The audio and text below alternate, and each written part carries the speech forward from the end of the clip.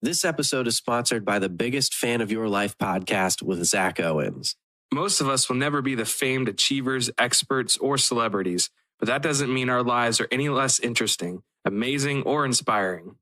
In each episode, Zach sits down with an average Joe or Josephine, and they share their experiences, knowledge, and stories.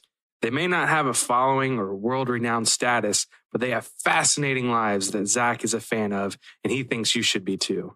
So be the most encouraged person in the room today and subscribe to the Biggest Fan of Your Life podcast with Zach Owens, available on the iTunes podcast app, Podbean, and Spotify. Just two dudes having a conversation. You're my friend and I trust you. Two of hearts, two hearts that beat as one. Two of hearts, I need you, I need you. Two of hearts, two hearts that beat as one. Two of hearts, I need you, I need you. Two.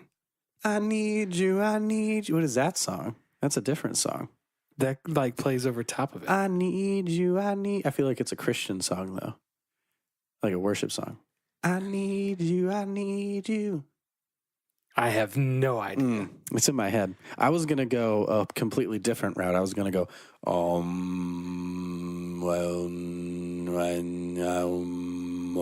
because we got a candle here. That's true. We're switching up the vibe.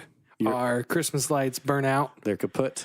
We have some. There's a strand over there in the corner.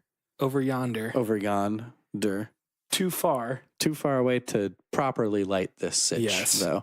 This situation. This room is lit by a nice, what scent is that? Oh, it has a scent? It is scented. I can't smell it. Let me stick my nose right above this flaming candle and give it a whiff, a good whiff. You got to waft. I can't tell. It smells like candle to me. And there's no label. Oh, no. Well, smell that. Can you? Makes for great podcast. I know. Smell this. Give it a waft. Smells like candle, right? Yeah, I thought these were scented, though. I don't know. Anyway, got a candle. We have a nice glow of a monitor. Yeah. Actually, can you turn that down, that glow of the monitor? Not easily, because all the buttons are back behind it. Oh, boo, never mind. I want it to just be the candle. I want to kill the lights, the Christmas lights over there, just candle it. Just candle. Yeah. See the glimmer off our irises. Yes. Off our eyeballs. My wife was just telling me about how she wants to have a candlelit dinner at home. And here we are. You know, it'd be really nice if you just put some effort in. You know, like the kind of effort you put in with Donnie. You know? We're doing it too. She wanted a candlelit dinner. I beat her to the punch. There's no dinner, but it's candlelit. That's true. Semi-romantic. So let that hang for a second. Think about that, audience. If you're, go ahead. No, you go ahead. No, you're looking at your phone. My boss texted me. You're busy. You got 9:20 at night. Yeah, I get that too because the two companies I work for are based out of LA. So my 9 o'clock is there 8, 7, 6 o'clock, and also one of the companies apparently they just work unreasonable hours. Like I think they wake up late and work later. They're more nocturnal people by nature, but I don't know. Because I've gotten emailed from those companies or that company in particular at like 1:30 in the morning. Oh wow. My time. So they're up super late doing business. But yeah, I mean, you're over there texting. I don't have too much to say. I'm sorry. Just about myself. No, it's okay. We're going to leave it in. We're going to leave it in. Let's leave it in. There's some crazy. This past week at work has been crazy. Mm-hmm. We've we have 2 funerals, one on Friday, one on Saturday. And so this being Thursday night, so tomorrow morning for us, there's a funeral that we're trying to get some last minute details in. And yeah, so. That's the benefits of working at a church is you're never off the clock. It's fantastic. Although I did go in at noon today because I knew I was like Fridays are my normal day off. And so I had to work on Friday and then went out to work on Saturday. So I was like, you know what? If I go in 4 hours late, Probably all right. Yeah. Yeah. So Probably I did. good. But then I was scrambling to get everything ready for tonight. Right. It's like I was telling you before we started, I'm working from home now, which is fantastic. I love it. And right now, I'm actually more busy than I have ever been with this work from home stuff. So it's great. And we were talking about how for me, I really enjoy it. You think it wouldn't be good for you knowing your personality, and we have pretty much the same personality. Yeah. So I'm running into the problems that you think that you would get into. Like I said before we started podcasting, I had deadlines due today, and I didn't get out of bed till way later than what I should have. Yeah. Like way later. Yeah. And then it was just like scrambling to get stuff done. And yeah, I screwed myself a little bit in that regard. But other than that, as long as I can find the motivation to get out of bed, once I start working, I'm in it. I'm going. I get my coffee, sipping on some coffee, going. Yeah. And I like I have my own little office space. I think for me, like my dream job would be owning my own like photography media company. Yeah. That would be great. Yeah. I would have to have like basically I would have to work like at a coffee shop or have like an outbuilding that was built for my work. Yeah. Like if I'm working on something in the house, I don't do well at all. Get distracted too easily. Yeah. And like I need something where I'm going to get up and like shower and put pants on. Yeah. That is actually talking about trying to find motivation. That is one of the good things that I've found that I do. If I do that in the morning, then I'm good. And that is when I wake up, the very first thing I do after I put in my contacts is I put on like jeans and a t-shirt or a flannel or something. Like go out clothes. I don't stay in like my PJs. Yeah. My pajama jams.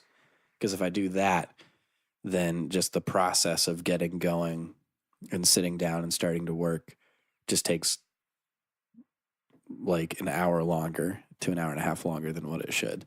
Yeah. Even if I leave my room thinking like I'm just going to go out and I'll come right back in and then I'll change.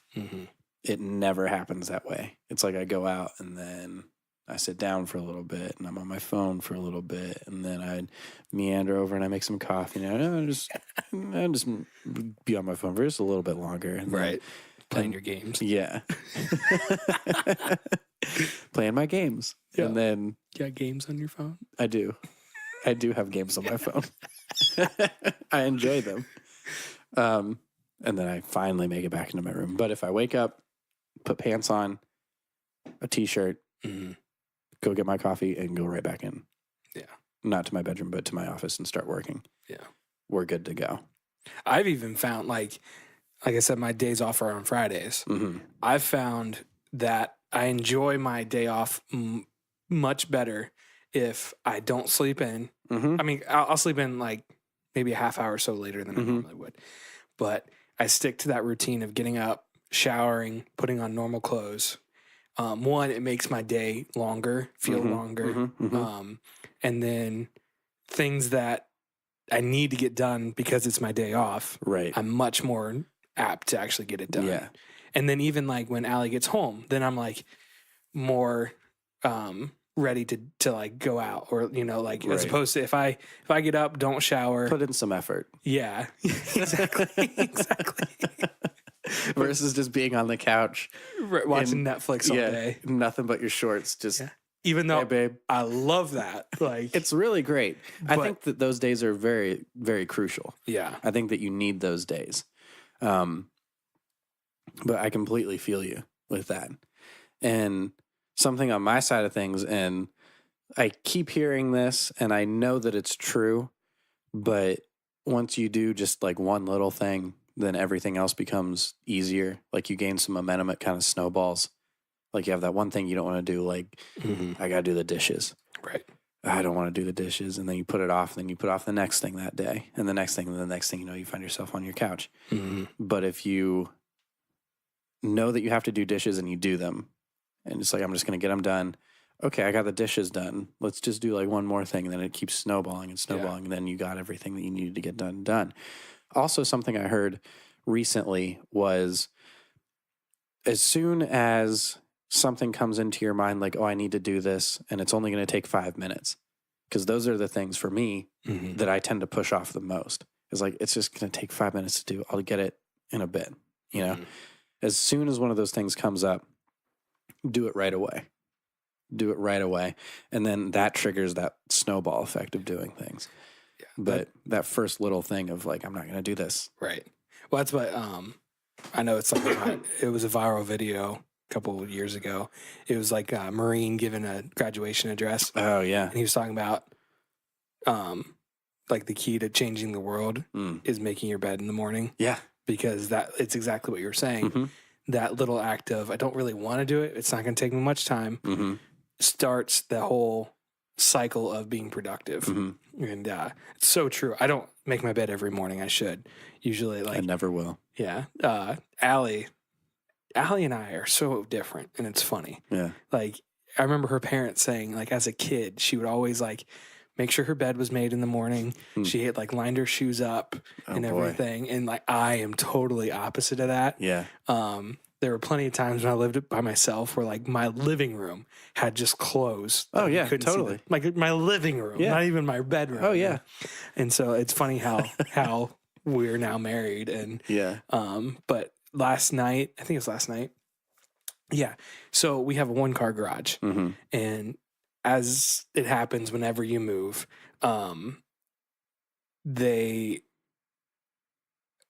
we just put a bunch of stuff in there that we're not going to use. Yeah. And so the last few months I've been putting off, like, when it gets warmer, I'll clean it out, you know? And so last night I got home and I was like, you know what? I'm just going to do it. Like, I really, like, when I get home from work, I don't like doing much. But again, I found that if I just do things, my whole night's better. Like, it feels like it extends my day. I'm more productive. And so I cleaned our garage out. And it felt so good. Like, just a simple, like I didn't burn. I got rid of some boxes. I burned them. Honestly, man, go ahead and finish that thought, but I want to come back to that. And I even like swept out our garage. And so now it's like perfectly clean. I mean, there's still stuff in there that like I just didn't have anything to, like, I couldn't do anything with. But yeah, like my night was so much better than me just coming home, eating dinner, turning on Netflix. Yeah. Which is the majority of what I do. Right. Which makes me sound super lazy. But I don't know. I just think that I'm excited for summer coming up here. We're heading into spring and summer. And I'm always a lot more active in the spring and summer months when there's more daylight out. Do stuff like shoot bows with my dad, or it's very quickly approaching riding season. So as soon as it's warm enough, that's probably where you'll find me most of the time, is on my motorcycle. So doing stuff like that and being away from the screen and being away from my computer. Right. Because I noticed myself, especially this past winter, and I think part of this is like some leftover mentality of working third shift, maybe in some way. We could break that down psychologically, probably. But I would be in my bed at like 7 p.m. because it would be dark. And I was like, well, the day's pretty much over. Yeah. And then I'd just be in bed from 7 until I went to bed. Sometimes at midnight or 1 o'clock. So 7, 8, 9, 10, 11, 12, 1. That's 6 hours of just being in bed. You know? Yeah. But it was dark out, so I justified it. Oh, yeah. But even when it's not dark out, there's tons of stuff I could be doing that's not computer or internet. Yep. I should be out in the shop woodworking or something, you know, because I have that. My dad's shop is right there. All the tools are right there. I should be building a skill, something that's useful, not just vegging out. Right. You know? Yeah. But always, though, whenever you choose to be more productive, it sucks getting going It sucks sometimes doing it. Sometimes the task you're doing sucks. But every time at the end of the day, I'm always like, man, I feel accomplished and successful. I feel like I did something. I feel like I earned getting into bed right now. Right. As opposed to like, I'm I- tired from doing nothing. Right. I woke up, I migrated to the couch, and now I'm migrating back to bed. Right. Exactly. Yeah. Yeah. And for me, like just knowing because I've been through it that because like, depression is something I went through and, still not to the point it was, but for me, it did not help me. Like not because at the time, I was just came out of college, didn't finish college, but came home and didn't have a job. It was kind of on the tail end of the recession. And so, there'd be days when I woke up at 11, would go downstairs and eat and come back upstairs and take a nap and not do anything. Yeah. And it just fueled then by the end of the day, I'm like, I didn't do anything. Yeah. And then it just fueled that. And then you kind of get bummed out because you didn't do anything and you feel lazy. Yep. And then that makes your sense of self-worth kind of drop a little bit. Like I'm a lazy bum. Yeah. Yep. Yeah. And then that all feeds into itself. And the more you think that, at least for me, the more inclined I am to just give into it and accept it. Oh, same. So that's why I don't know how well I would work from working at home. Right. I would need I have to go somewhere, even if it, like I said, even just like another building on my property, something. Right. Because I would love to do that. I would love to work for myself. Yeah. Yeah. I guess it helps that I really enjoy what I'm doing. Yeah. Because it's like what I've wanted to do kind of since I was in high school. It's just a different aspect to what I thought that I wanted. Yeah. I thought I wanted to be an engineer recording music, but now I'm doing the more editing side of audio. Right now I'm doing a project that is like a language learning thing. And I'm editing together people talking in English for people to listen to learn English. Which when you compare this is what I wanted to work with bands and record bands and do music, and now I'm doing this language learning thing. Yeah. It seems a lot less cool. Yeah. But I'm completely fine with that now. Yeah, that's good. Whereas even 3 years ago, I would have been like, no way. I have to have a job that sounds cool and looks cool on paper. Yeah. Or else I'm a failure. Yeah. But now I'm like, I mean, I enjoy what I'm doing. Yeah. That's a huge factor of it. But I mean, I could, at this point, I don't want to say I could care less about my title. But I guess I really could. I mean, I'm not going to go and when I introduce myself to somebody at this point, be like, hey, I'm Donnie. I'm an audio engineer. I don't need that anymore. Yeah. You're Donnie. I'm Donnie. Yeah. I do what I do. I do me. I do me. Bro out. Bro down. Bro up. I want to switch gears here a little bit. You had mentioned. Okay. Are you good? Yeah, I'm good. Do you have anything else you want to say to that topic? No. There was nothing else lingering? Nothing I can say at this moment. Okay. Are you sure? Yes. Okay. Not at this moment, no. Collusion. Burning things. That's what I want to talk about.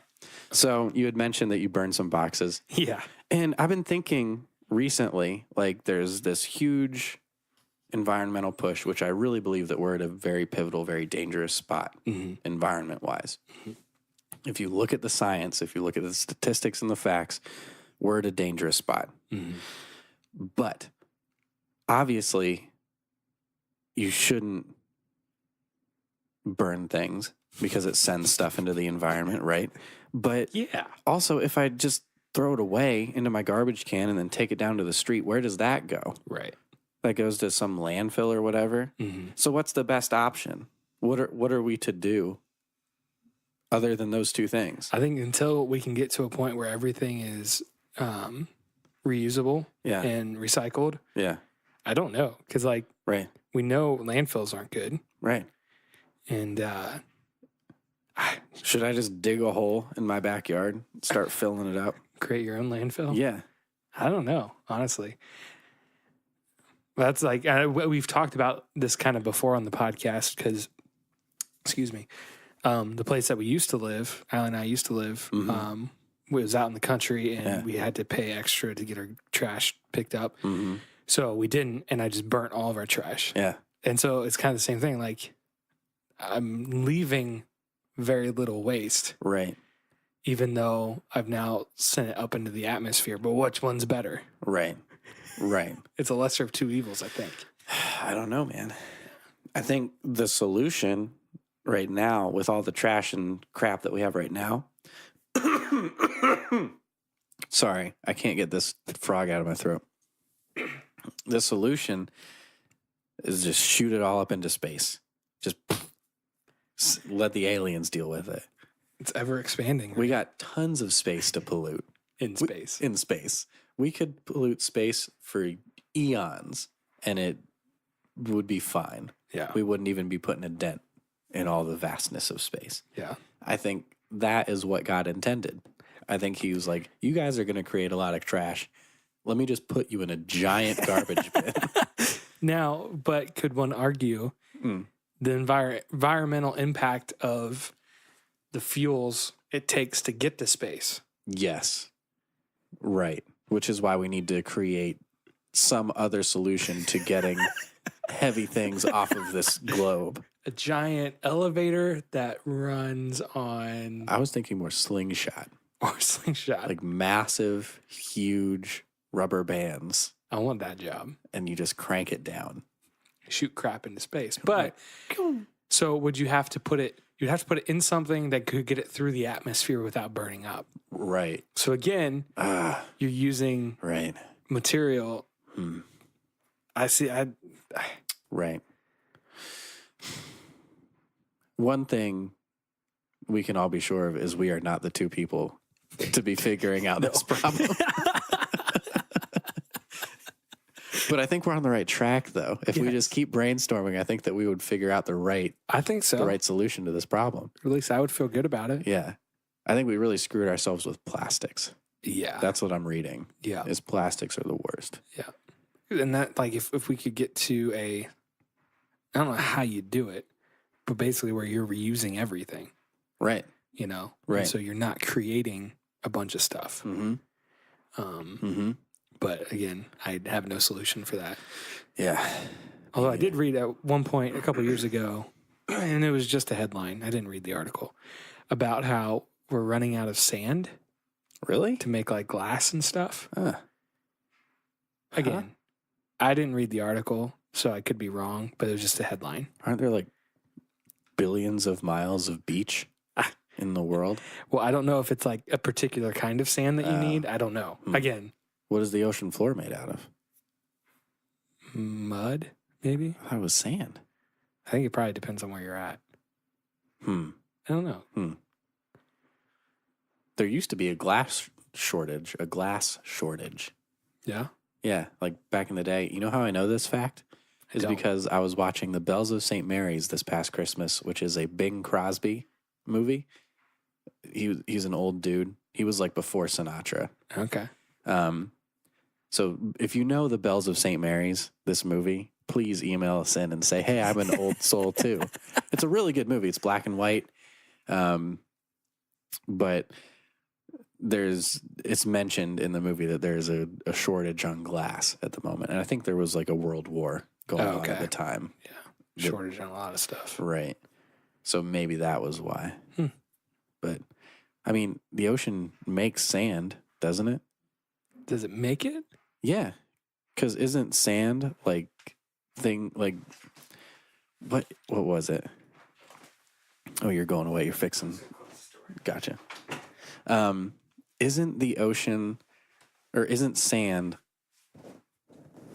was it seashells that have been crushed over like millions of years?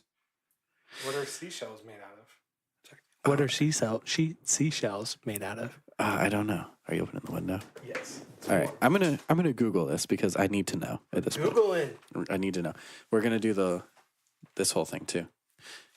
Okay, Google. What the heck is sand made out of? Here's a summary from E! Magazine of the AS Geological Survey, University of Arizona. But the queen of sand grains is made up of common quartz. Just like the grains of sand settling in a glass of water, the coarser grains sink faster than the smaller, lighter ones. Well, that learned nothing. That learned me nothing.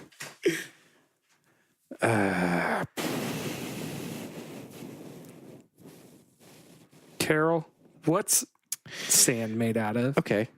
So the white sand beaches of Hawaii? Yes. Actually, that sand comes from the poop of parrotfish. The fish bite and scrape algae off of rocks and dead corals with their parrot-like beaks, grind up the inedible calcium carbonate reef material, made mostly of coral skeletons, in their guts, and then excrete it as sand. I feel like that can't be right. It's from my phone, man. The Google says so. Argue with me on this. You can't. Birds are pooping sand. Not birds, parrotfish. Parrotfish. They're called parrotfish because they have beak-like beak-like mouths. Fish are pooping sand. Yeah. One. That sucks how they for the do fish. it? Is because they bite and scrape algae off of rocks and dead corals with their parrot-like beaks, grind up the inedible calcium carbonate reef material made mostly of coral skeletons in their guts, and then excrete it as sand. Do you think they're screaming when they're excreting? It's like a kidney stone.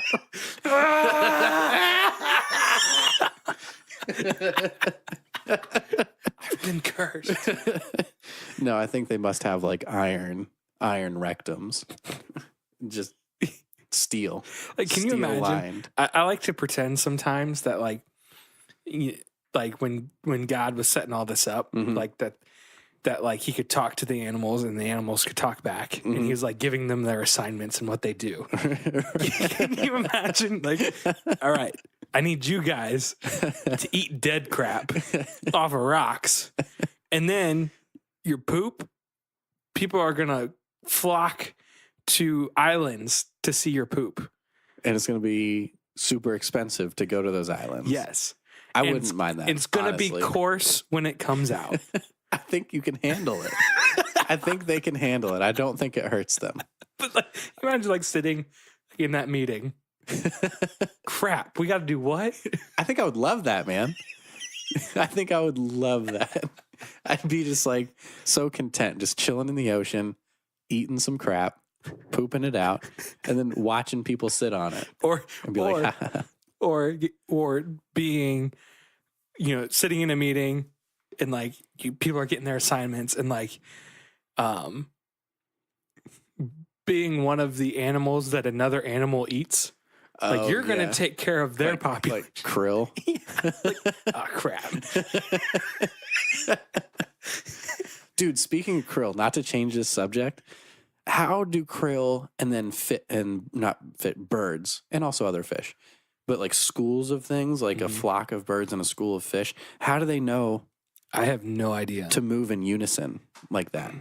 I don't know. Is it like a hive mind? Maybe. Because this is the thing, man. We're about to go down a little bit of a road here. So I was listening to the Joe Rogan podcast, as I often do. Yes. And they were saying how people have taken DMT, which is a hallucinogenic, and DMT and what's the other really popular one with that group? Ayahuasca. Okay. So DMT and ayahuasca, and they've done it as a group, and they have all experienced the same thing. Like when you trip on that hallucinogenic, you see it's like a veil is lifted off, and you see like this whole other plane of existence, and you see crazy things and stuff that you can't explain and all that sort of stuff. But people that have done DMT and ayahuasca as a group have experienced that same thing. So explain that to me. It's like a hive mind type situation. Right. Like there's something, I don't know if I want to call it spiritual or metaphysical, that your brains are just kind of connecting to one another. And you're seeing the same thing. Right. is it the same way with birds? I'm sure that there's some science that we could easily look up, but I like this explanation of things. That there is just some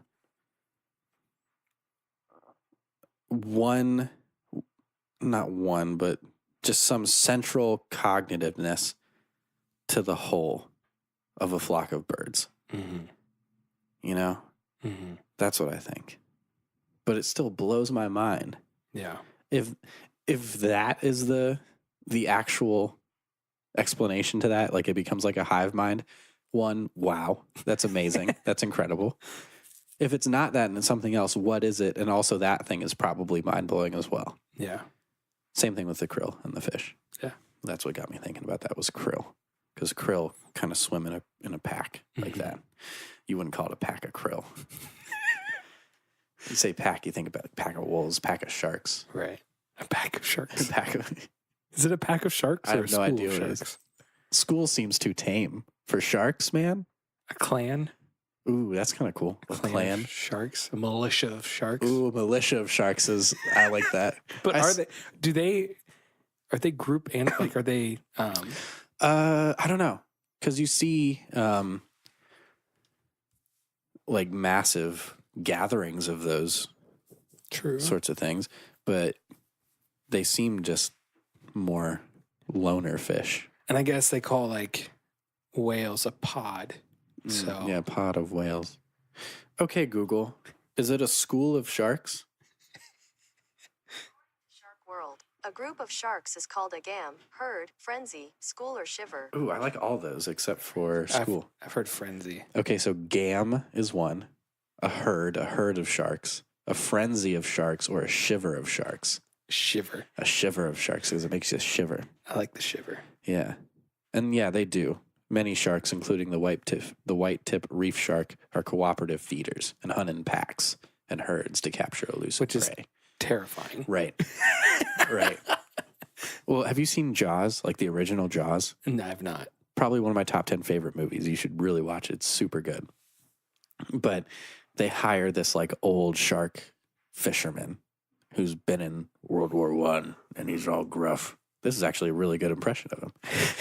World War I, and he's all gruff, and he's got stories and scars. Seen some things. Seen some things. And he's telling a story about how he was in the Navy and his ship, he was on like a warship or whatever, and it was torpedoed. Oh. And they grabbed their life jackets and they huddled up into groups. So like all these guys that made it to the water, like linked arms and formed like a big bunch. And he said that one by one man started to scream, and then it quit, and the screaming stopped, and then it would start up again. It was the sharks. So the sharks were picking off the dudes one by one. Which is also a terrifying thing. Right. Can you imagine just like one being in water deep enough that like you're like there's not even a chance of touching the bottom. Oh yeah, that's the scariest thing to me. If I think about it too long, I freak out a little bit. I freak out. Like one, I have some weird phobias underwater. Seeing the underside of boats freaks me out. Really? If I'm in the water. Actually, even if I'm out, like we go on cruises, or I've been on a few cruises, and like with those big ships on the front end of them, underneath the water, there's like the big, I don't know what they're called. Like it's like a stabilizer thing, Right. big Yeah. round thing. Yeah. It's that freaks me out when I'm walking by it. But like, yeah, if I'm snorkeling and I see the underside of a boat, or like thinking about being in the water and seeing like a big ship with the propellers spinning, Sure. freaks. Like it makes my knees weak. But then like, yeah, also not being able to see the bottom. Yeah. And knowing that it's like 1,000 feet deep. Right. Or more. And who knows what's underneath of me. Right. Like shipwrecks freak me out. I don't know. I have weird phobias. I would like to scuba shipwrecks. Really? Yeah. I have no idea how to scuba. I've never scuba dived, but I just would really love to do that. Yeah. I think that'd be an absolute blast. I want to scuba in a pool. Like, I just want to be able to be underwater for a long time. And just chill out, stay there. But I don't want to, like, see things. Yeah, sure. Or, like, being in a cave underwater. No, thank you. Being in a cave in general, no thanks. But I wouldn't want to do, I think that's called spelunking. Yeah. Or cave diving. Cave diving, maybe. But I wouldn't want to do that. Yeah. Just too much risk of, that's not where I want to die. Yeah. I would rather die in a sunny day. Yeah. You know, on my motorcycle or something. Yeah. Mom, I'm sorry. If you're listening to this, if I had to choose a way to go, either in my sleep or that. Yeah. So that just seems the two most peaceful ways to me. Yeah. Most ways I would want to go. Speaking also, to change the subject again. Sorry, I'm all over the place today. I saw this thing on the old Twitters. The tweet box. The tweet box. It is. I'm just going to read this, a little bit of this article. Okay. This is from the New York Post. So, you know, it's good, I guess. I don't know. It's a fake news. Yeah, I don't know. Snorkeling tour scam left teens stranded on snake-infested island. Oh. Yeah. Oh. Oh, I don't like snakes. A group of British teenagers claim they were left for dead on an island infested with snakes after paying for a snorkeling trip in Thailand. So, Emily Inc., 19, from Preston, Lancashire. Sorry. We have some English people listening to this, so what's up, you Brits? Was on a dream holiday to the Southeast Asian country with 17 friends when they were approached by three men offering a snorkeling tour in the seaside port of Hao Hin, south of Bangkok. But the student claimed that after she and her pals paid to join the tour, paying $26 each, they were told to jump out of the speedboat 32 feet from an island. They claim they were told to swim to shore before the men threw just 2 snorkeling masks into the water for the group and advised them to stay away from the snakes. Ugh. Yeah. Ugh. Yep. She says that they were forced to swim in jellyfish-infested sea to the island, which was swarming with potentially venomous snakes. They were left for 3 hours before eventually being rescued by a local fisherman. That is awful. Like, it's kind of it's kind of funny. It is very funny, I think. It's like the guy's like, watch out for the snakes. See ya. 2 masks. Like, what's the motive? You know, he got their money. Yeah, but like, I was actually thinking about this. I think that he didn't want to kill him because then he would be charged with murder. True. So his whole plan was to take them on a snorkeling expedition. They chose to go to this island. They were snorkeling. They said, hey, let's swim over to this island. There's a ton of snakes on there. They all got bit and died, and then somehow all lost their wallets.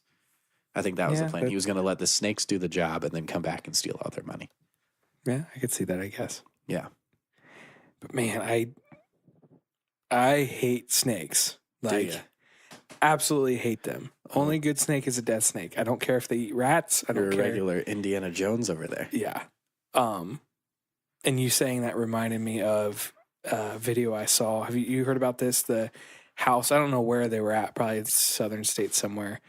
The guy was watching TV and notices cable was cutting in and out. Mm-hmm. And so they had a house that had a crawl space underneath. There's no basement, but just crawl space. And so he said he went to check because all of his cabling lines ran underneath the house. Mm. So he opened up the thing and he said a few snakes came out. Mm. And so he called this guy who does like snake infestation removal. Mm-hmm. And so the guy got there and peeked underneath the house and ended up taking out 45 rattlesnakes. Oh my goodness. Yeah. and like they have video. He took a video of them doing it, and like you look in there and like they're all coiled up in different spots, and like on one of the side of the house where like some of the dirt had been pulled away, there was just like a pile of 5 snakes laying on top of each other. Yeah. Ugh. And he, like, as he was climbing or crawling, like, obviously you had the steel beams running across. And so, like, he would have to, like, kind of peek around to make sure that as he crawled under, there wasn't one then behind him. Wow. Yeah. I was like, oh. Jeez. No thanks. Yeah. And he said, though, he's like, you know, the people kept their yard really nice. The house was in great shape. But you just never know in the southern states. Like, or wherever the rattlesnakes are at. That's crazy. But yeah, like you could see them, like they had like basically really long grabber things, like what are they called that old people use? Yeah, like you used to grab something off the top shelf. Yeah, he had like really long with those, so like you watch them grab them, and then the rattle starts going. Yeah, and like their mouths are just like trying to bite something. Yeah. It freaks me out how fast they are. Yeah. I'd be fine with it if they were just like slow. Yeah. Just hanging out, you know? But they're so freaking fast. Yep. Have you seen that video on Animal Planet? I think it's Animal Planet 2. The Planet Earth 2? Oh, Planet Earth 2. Yeah. There is this, what is it, like a lizard? I think it's like a lizard. Iguana or something? Yeah. And he's just like chilling out. And then all of a sudden, like he's in this kind of like little ravine. It's all like sand and rocks and stuff. He's in this little like valley ravine thing. And then he's just chilling out, just sitting there. Then all of a sudden you just start seeing all these snakes. Just a ton of snakes just start to surround him. And he's like, he sees them, so he's just holding still because they only see movement, these snakes. And then one like runs across his tail. And then he just books it. And he's one of those lizard iguana things that runs on just its back feet. So it's like his arms are just like bobbing around and he's just zoom, like dashing. All these snakes are like biting at him, just missing. And it's all in like slow-mo, 4K, biting at him. He's climbing up these walls, trying to get out of there. A snake, at one point, he gets like wrapped up in like 8 snakes. Like they're all like coiled around him, trying to get him. And he breaks free. Yeah. And then he busts up the wall. And then finally gets away. And he's joined up there by like his friend. Like his friend was hanging out watching him. They're like, oh man, I can't believe you made it. I hate the shot in there where like when he gets to that like rock wall. Yeah. And you can see all the snake heads like coming out of different crevices. Oh yeah. On the, yeah. Man. I can't believe those dudes that have you seen those videos? They just have like a bag full of snakes and they just dump them out on the ground. And then all these snakes just disperse. It's just like a bag full, like a huge bag. Yeah. And they just like dump all these snakes out. I don't know why they do it. Yeah. I've just seen it on Twitter. Not for me though. Nope, not for me. I'll tell you that much. I would take a spider crawling across my hand. No, I'd rather be in a room with a snake. I would rather be in a small, like a closet with a snake than have a spider crawl across my hand. I hate spiders so much. They're the worst thing in the world. Your spiders and my snakes. Right. I think that God made a goof when he made I guess it wasn't God because I don't know. I'm not getting into like super logic-y stuff here. Satan shouldn't have been a snake. He should have been a spider. That makes more sense to me. I think it's pretty appropriate. Well, when you're wrong, you're wrong. We'll just agree to disagree. Fair. Emily hates it when I say that. Sometimes you really like that's the best. That's the only thing that you can do. Like let's not just keep rehashing it. We just disagree and that's fine. Yeah. Which I think is a lost art in these days. Agreeing to disagree? Yeah. Like at this point, I consider it an art. I'm pretty good with just letting stuff go. Yeah. Like that. I mean, I think like, I know we disagree on things and I think we're pretty good at just Name one thing that we actually disagree on.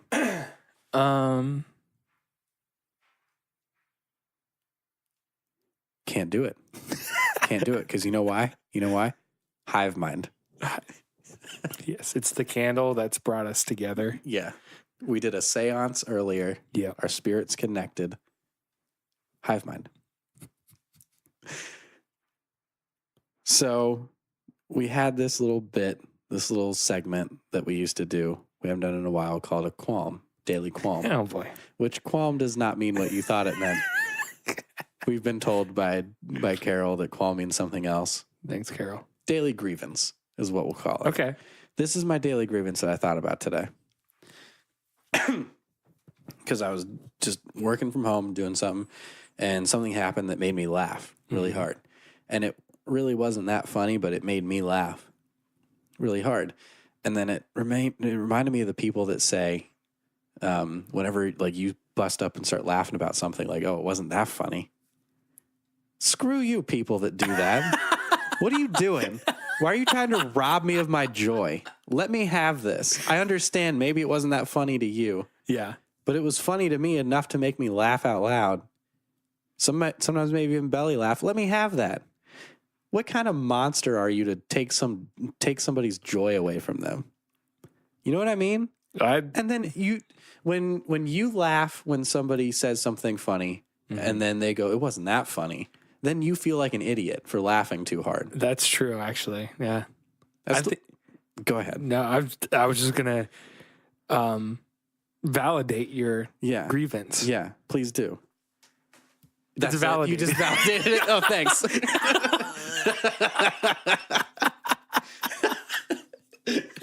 I would have appreciated a little bit more validation, but that'll be enough. That's fine.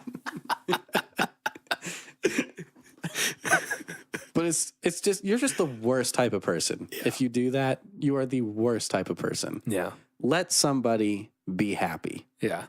I'm sorry that your life is so miserable that you have to go around making other people miserable. Yeah. But, and you know what, if you've done this in the past and maybe just didn't realize what you were doing, now you've been fairly warned. You're kind of being a tool. Yeah.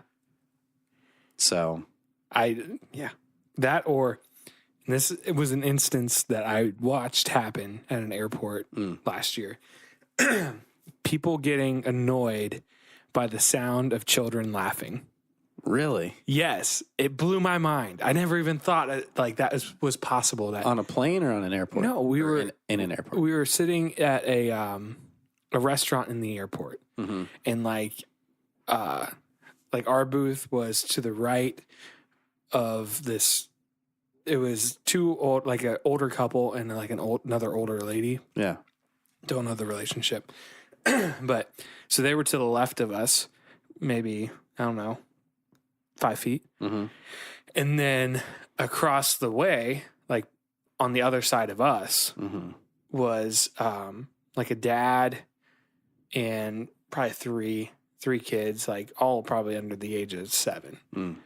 And one of the kids was just cracking up the other one. I don't remember what they were doing, but like, you know, the kid's laughing and it's loud. But again, it's the sound of children laughing. Right. And they asked the waitress if they could move because the kids were being too loud. Wow. I looked at Allie and I was like, if I ever get like that, like, please just make me aware that I'm that miserable. Right. You know? Because what's going on in that person's life that is happening? Yeah. Or just what series of events has formed them into that person? Yeah. I don't know. I would never be that person to complain and ask to be moved. That seems like such a hassle on everybody's part for that to happen. Just deal with it. Right. It'll be over in 45 minutes. Yeah. And if you didn't like it, okay, you had a bad time while you were eating. Now it's over. Yeah. You know that there's an end to it. So just let it be. I don't do well with people who complain in general. Yeah. Like, and don't get me wrong, I have bad days that I complain about stuff, but like complain about things that like no one can change. Right. You know, like you said, like, and it's going to be over. You're not going to die from it. Like at worst, you're a little inconvenienced. Right. Like traffic jams. Yeah. Like, don't get me, like driving in traffic is what like makes the bad come out of me. Oh yeah, that's like my number one trigger. But if traffic is literally stopped, Right. I cannot do anything about it. Right. The person in front of me can't do anything about it. Yeah. And so the person behind me honking their horn and like trying to get over to the shoulder to look ahead. Right. Like, dude, we're in this together. Yeah. Just chill. Like, The comedian Pete Holmes has a really great mentality on that. Just accept it. yeah. Just let it be. Choose to be happy in that moment. You can choose. There's nothing you can do. You probably, if you're late, you probably should have left earlier. You should have known and left earlier. So it's on you. So just accept it. You're in traffic. There's nothing you can do. Just choose to be happy. Put on a song that you like and sing along. Listen to your favorite podcast. You're my friend, I trust you. Or do something that is not honk your horn and be mean to people. I was turning the other day. And this dude had been like on my tail for a little bit doing that thing. I'm going 7 over. Yeah. Doing that thing where you like peeking out and around like can I pass this guy? And then I'm turning, so I'm slowing down to turn. And I look up in my rearview mirror and he's giving me like the hands, like the what? What are you doing? Hands, you know? How dare you drive? Right. I was like, what? What do you want me to do? Yep. What's your problem? Yep.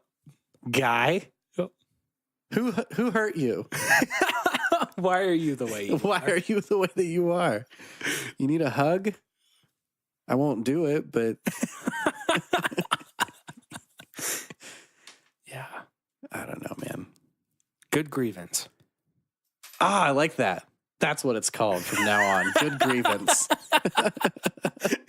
Like good grief, but with grievance. Good grievance. Sorry that I mansplained that to everybody.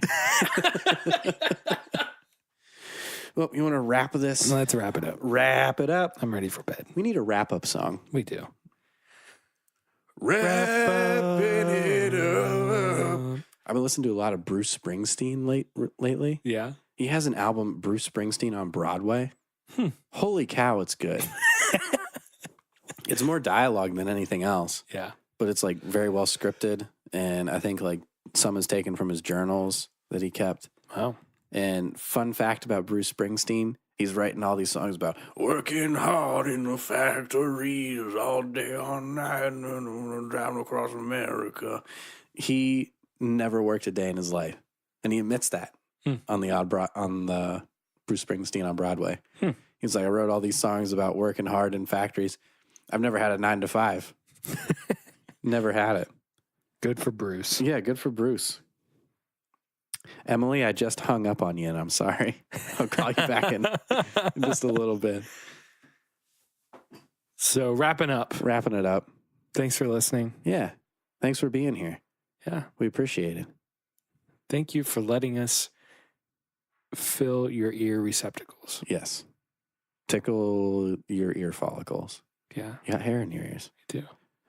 If you can't hear us, I'm not going to say it. I was going to say get the wax out of there, but yeah, it wasn't funny. So,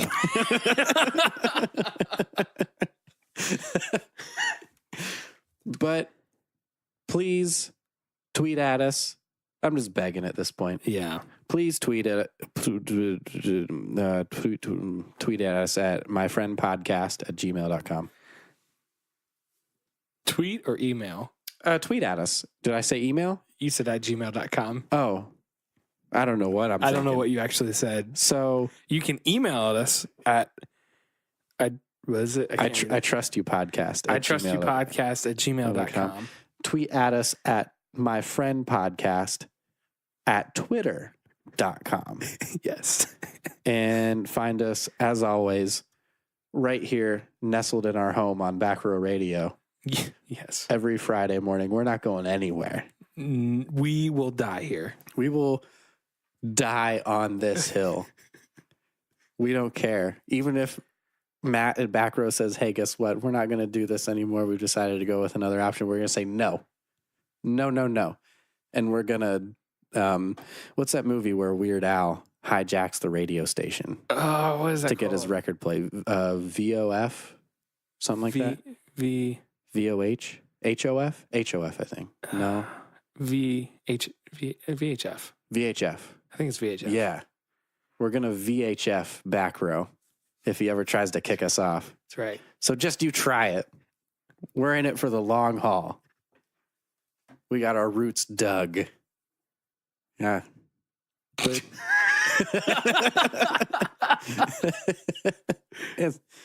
we're just here. That's it. Yeah.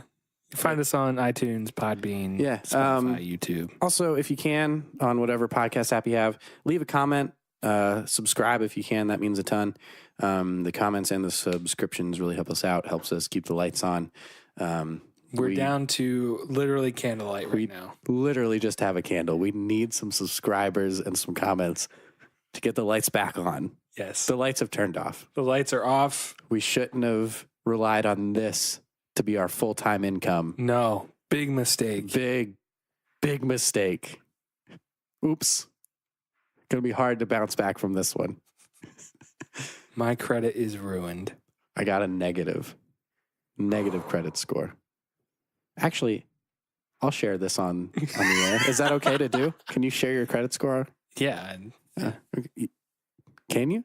Yeah, because it's not giving out any personal information. Okay. So 717. nice. Yeah. Just started building credit a little less than a year ago. Got my first credit card. My grievance with that, by the way, I have been building my credit for the last 8 years, 9 years, 10 years. Yeah. I hate that they ding you for closing accounts. Oh, you were telling me about this. Yeah. I might have said it on the podcast. I don't remember, but Maybe. if I had a grievance for this week, it'd be that. Getting dinged? Getting dinged. I dropped like 15 points for closing 2 accounts. So. Well, listen up, credit card companies. Quit dinging my buddy. Stop it. Knock it off. Why don't you?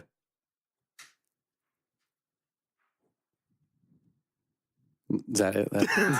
Are we done now? I guess I don't know how to end this. I have no idea. We've really backed ourselves into a corner. I'll say this for sure. We've had better endings. Yeah, we have. Well, I guess, how'd we start it? Singing. What did we sing? Do you remember? 2 of hearts. Come on, that come beat on. as one. 2 of hearts. I need you. I that need beat you. as 2 one. of 2 hearts. of hearts. That Come beat on, as come one on. Of 2 hearts. I of need hearts. you. I need you. Just 2 dudes having a conversation. You're my friend and I trust you.